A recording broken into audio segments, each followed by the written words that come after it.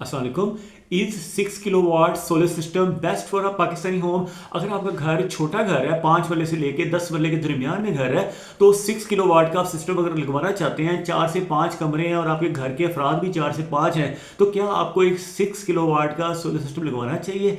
इस पर कितने एसी चलेंगे, कितने पंखे चलेंगे, कितनी वॉशिंग मशीन चलेगी, क्या पानी का पंप इसके ऊपर चल सकता है, क्या आपकी इलेक्ट्रिक व्हीकल इसके ऊपर चार्ज हो जाएगी, क्या आपकी गाड़ी इलेक्ट्रिक कार है या हाइब्रिड गाड़ी है वो चार्ज आप इसके ऊपर कर सकते हैं नहीं कर सकते?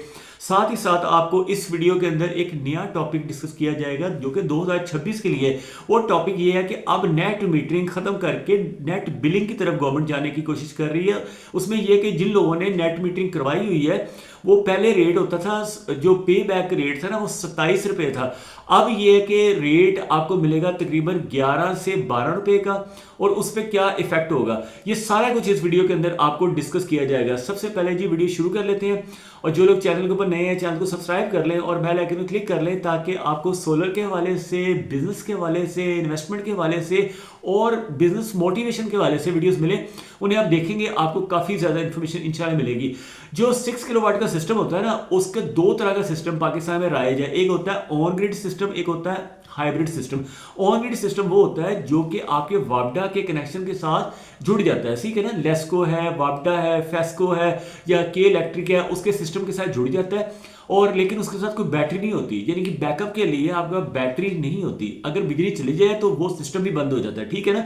दूसरी तरफ होता है हाइब्रिड सिस्टम। हाइब्रिड सिस्टम के साथ आपके बैटरीज मिलती हैं, बिजली चली जाए तो बैटरीज के जरिए से बिजली आनी शुरू हो जाती है। तो ये फायदा उसका। तो अब आप देखिए यूनिट्स कितने बनते हैं। अगर आप एक 6 किलोवाट का सिस्टम लगवाते हैं तो मंथली आपके 700 से लेके 900 यूनिट बनेंगे, और डेली आपके 24 यूनिट से लेके आपके 30 यूनिट बनेंगे। यानी 24 से 30 यूनिट आपके डेली बनेंगे और मंथली 700 टू 900 यूनिट्स बनेंगे। 3 से 5 कमरों का अगर घर है आपका, यानी 7 मरले से लेके 10 मरले तक का घर है, तो उसके लिए सफिशिएंट है। 1 से लेके 2 एसी चल जाएंगे, 5 पंखे चल जाएंगे, 10 लाइटें चल जाएंगी, आपकी वॉशिंग मशीन चल जाएगी, आपका स्पिनर चल जाएगा, इवन आपके घर की मोटर भी चल जाएगी, और इलेक्ट्रिक गाड़ी भी इसके ऊपर चार्ज हो जाएगी। इलेक्ट्रिक स्कूटीज जो आपके घर में होंगी वो भी चार्ज हो जाएंगी। आजकल बड़ा अच्छा ट्रेंड बन रहा है कि लेडीज़ भी आजकल, और छोटे बच्चे जो है वो इलेक्ट्रिक स्कूटीज़ घर में यूज़ कर रहे हैं, तो उससे चार्ज करते हैं और अपने स्कूल कॉलेज जहाँ पे भी ऑफिस में जाना होता है, तो लेडीज़ भी और छोटे बच्चे भी इलेक्ट्रिक यूज़ कर रहे हैं। और बड़े लोग जो हैं वो फ्यूचर में इलेक्ट्रिक गाड़ियाँ यूज़ करेंगे, और अभी से गाड़ियाँ आ गई इलेक्ट्रिक। तो इलेक्ट्रिक चार्जिंग स्टेशंस के ऊपर मैंने वीडियोस बनाए हैं, वो भी आप लाजमी देखिएगा। मैं इस तरह के टॉपिक्स के ऊपर भी करता रहता हूँ। अब आप आ जाएंगे पे बैक टाइम कितना है। पे बैक टाइम इस वक्त जो है ना, जितना आपका खर्चा होता है 2 से 3 साल के अंदर अंदर आपका कंप्लीट खर्चा पूरा हो जाता है, और बाकी के जो 27 साल होते हैं वो आपको फ्री बिजली मिलेगी, ठीक है ना। अब आ जाए नेट मीटरिंग। नेट मीटरिंग से डिस्कस करने से पहले मैं आपको एक चीज बता दूं कि ऑन ग्रिड अगर आपने सिस्टम लेना है तो आज के दिन यानी 31 दिसंबर 2025 या ये समझ लें 1 जनवरी 2026 को जो आपका खर्चा आएगा वो 6.5 लाख रुपए से लेके 10 लाख रुपए का खर्चा आएगा ऑन ग्रिड सिस्टम के ऊपर। ये खर्चा फर्क क्यों आ रहा है? 6.5 लाख और 10 लाख में फर्क क्या है? 6.5 लाख के अंदर जो सोलर पैनल्स आएंगे वो तो एक नंबर ही होंगे, यानी एक ग्रेड ही होंगे, लेकिन उसके साथ जो इन्वर्टर होगा वो कम वारंटी वाला होगा, यानी IP21 हो जाएगा, 1 साल की वारंटी वाला, जल्दी खराब हो जाएगा।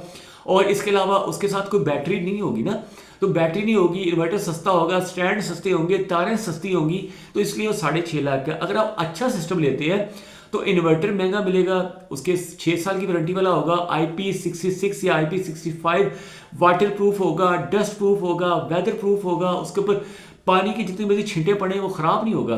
तो इसलिए इट इज़ बेटर कि अगर आपने ऑन ग्रिड सिस्टम ही लेना है तो अच्छा सिस्टम लगवाएं। वो आपका 10 लाख में भी लग सकता है, 8 में भी लग सकता है, 7 में भी लग सकता है, 6 में भी लग सकता है। तो जिस तरह का आपने लगवाएंगे, जितना गुड़ डालेंगे उतना ही आपका वो सिस्टम मीठा होगा। अगली चीज़ है hybrid system. Hybrid system 8 lakh से लेके 16 लाख के दरमियान में बनता है, क्योंकि हाइब्रिड सिस्टम के अंदर आपको एक तो हाइब्रिड इन्वर्टर की जरूरत होती है, जो कि एक ऑन ग्रिड इन्वर्टर की निस्बत महंगा इन्वर्टर होता है। दूसरी चीज़ ये होती है कि हाइब्रिड इन्वर्टर के साथ आप स्टैंड भी जरा अच्छे वाले लगाते हैं। हाइब्रिड इन्वर्टर के साथ आप जो तारे हैं ना वो भी अच्छी क्वालिटी के लगाते हैं। उसके साथ जो आप ब्रेकर लगवाते हैं वो भी अच्छी क्वालिटी के लगाते हैं। चाहे आप तार 6 mm में लगवाएं, चाहे आप 8 mm में लगवाएं, चाहे आप 10 mm में लगवाएं, चाहे आप एसी वायरिंग करवाएं, चाहे आप डीसी वायरिंग करवाएं, चाहे आप एसी ब्रेकर लें, चाहे आप डीसी ब्रेकर लें, चाहे एसी एसपीडीज लें, चाहे डीसी एसपीडीज लें, तमाम की क्वालिटी अच्छी होती है विद 5 ईयर या 10 ईयर वारंटी के साथ चीज़ें होती हैं। साथ ही साथ आपके जो स्टैंड हैं वो भी अच्छे होते हैं, फिर एल्यूमिनियम के स्टैंड भी लग सकते हैं, लोहे के भी अगर आप लेने हैं तो उसके जो नट बोल्ट होते हैं वो स्टेनलेस स्टील के होते हैं। इसके अलावा बाकी जितनी चीज़ें होती हैं उनकी वारंटीज अच्छी होती हैं। फिर साथ भी साथ हाइब्रिड इन्वर्टर के साथ आप बैटरीज भी लगाते हैं। अगर आपने एक एसी 2 से 3 घंटे के लिए चलाना है फिर तो एक बैटरी भी काफ़ी है। अगर आपने पूरी रात बैकअप लेना है तो फिर ये होता है कि आपको 3 बैटरी लगवानी पड़ेगी, खास तौर पे अगर आपने वापडा का कनेक्शन बिल्कुल ही नहीं लगवाना। कुछ ऐसे एरियाज होते हैं ना पाकिस्तान में, अगर आप जनूबी पंजाब में चले जाएं या इंटीरियर सिंध में चले जाएं या बलूचिस्तान वाली साइड पे चले जाएं जहाँ पे वापडा के कनेक्शन अभी भी नहीं लगे हुए, गांव वाली साइड पे पहाड़ी एरियाज में, तो वहाँ पे ये सिस्टम बहुत ज़बरदस्त है। क्योंकि आप अगर 2 से 3 बैटरीज ले लेते हैं, आजकल एक बैटरी 2 लाख रुपये में आ जाती है, जो 100 AH की बैटरी होती है ना, तो यानी 50 या 51 वोल्ट की होगी और 100 AH की होगी, तो वो बैटरीज आपको 6 साल की वारंटी के साथ या 5 साल की वारंटी के साथ 6000 लाइफ साइकिल वाली बैटरी भी आज के दिन 2 से 2.5 लाख में मिल जाती है, 2 में मिल जाती है अच्छी वारंटी के साथ। तो 3 बैटरीज आप ले लेते हैं तो आपकी पूरी रात भी गुजर जाएगी, आप एसी भी चला लेंगे, बाकी चीज़ें भी चला लेंगे। तो अब आप आ जाए जी नेट मीटरिंग और नेट बिलिंग में क्या फ़र्क है। नेट मीटरिंग तो ये होता था कि सुबह के टाइम आपने जो बिजली बनाई, आपने जितने की बनाई उतने की आपको वापस मिल जाएगी। यानी सुबह के टाइम आपने 20 यूनिट एक्स्ट्रा बनाया तो 20 यूनिट आपने रात में गवर्नमेंट से वापस ले लिए, यानी लेस्को से, के इलेक्ट्रिक से वापस ले लिए। लेकिन ये पॉलिसी पूरी दुनिया में ख़त्म हो चुकी है, पाकिस्तान ही नहीं पूरी दुनिया में, यूरोपियन कंट्री में चले जाएं, ऑस्ट्रेलिया चले जाएं, इवन इंडिया चले जाएं, उन तमाम कंट्रीज ने अब नेट मीटरिंग को ख़त्म कर दिया है। उन्हें अब समझ आई है कि जो रात की बिजली होती है वो असल में महंगी बिजली होती है। रात की बिजली IPP से बनती है, रात की बिजली पेट्रोल से बनती है, यानी फर्नेस ऑयल से बनती है, जो कि पेट्रोल बहुत महंगी चीज़ है। अगर एक बिजली बनती ही 60 रुपए की है तो आप उसे 10 रुपए में कैसे दे सकते हैं। सुबह के टाइम जिससे सोलर से बिजली बनाई है उसको 5 रुपए से लेके 7 रुपए का एक यूनिट पड़ता है, 7 रुपए का यूनिट बना के 27 रुपए का बेच रहा है, तो ये तो ज्यादती है ना। और रात को वो उसी 27 के बराबर ही वो ले लेता है, तो ये भी ज्यादती है।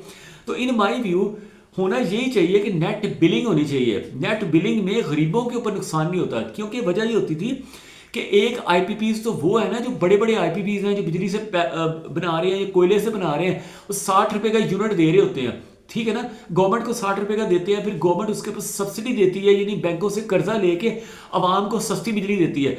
लेकिन अगर IPPs तो ये काम कर ही रहे हैं, वो तो बड़े बड़े ग्रुप हैं, बाहर की कंपनीज भी हैं, लेकिन उनके साथ तो डीलिंग बहुत मुश्किल है। लेकिन जो पाकिस्तान के अंदर जो छोटे छोटे IPPs बन गए हैं, जो छोटे छोटे सोलर सिस्टम घरों में लगा लिए हैं, जिन्होंने 15 किलोवाट का, यानी उनको ज़रूरत थी 5 किलोवाट की और उन्होंने लगवा लिया 15 या 20 किलोवाट का, तो एक्स्ट्रा बिजली जो है वो महंगे रेटों पे बेच रहे हैं। जो महंगे रेटों पे जब बिजली बेचते हैं तो वो ही फिर गरीब लोगों को महंगे रेट पे खरीदनी पड़ती है। आम आवाम जो बेचारा कोई रेडी लगा रहा है, कोई सब्जी बेच रहा है, कोई इस तरह के जो लोग होते हैं ना, सब्जी बेचने वाले, कोई रेडी बेचने वाले, कोई प्लम्बर है, कोई इलेक्ट्रीशियन है, कोई मजदूर है, इंटी उठाता है बेचारा, कोई घरों में सफाई करने वाली औरत है, इस तरह के लोग जो है ना वो महंगी बिजली खरीदते हैं। उन IPP से पहले खरीद रहे थे, अब वो सोलर पैनल के जो नेट मीटरिंग वाले लोग हैं ना, उनसे वो महंगी बिजली खरीद रहे हैं। तो इसलिए गवर्नमेंट की ये पॉलिसी, मैं तो इसको सपोर्ट करता हूँ कि ये बड़ी अच्छी पॉलिसी है।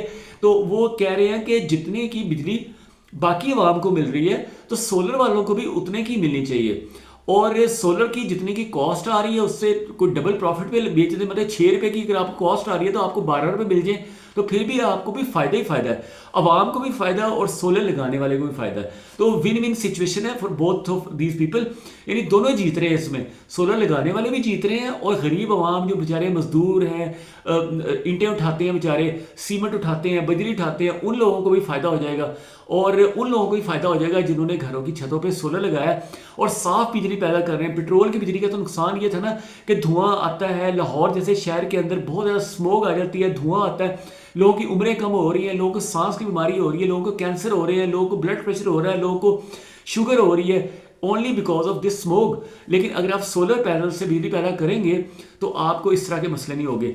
कोई भी क्वेश्चन पूछना है, you can ask me under comment section. Thank you watching this video. अल्लाह हाफिज़।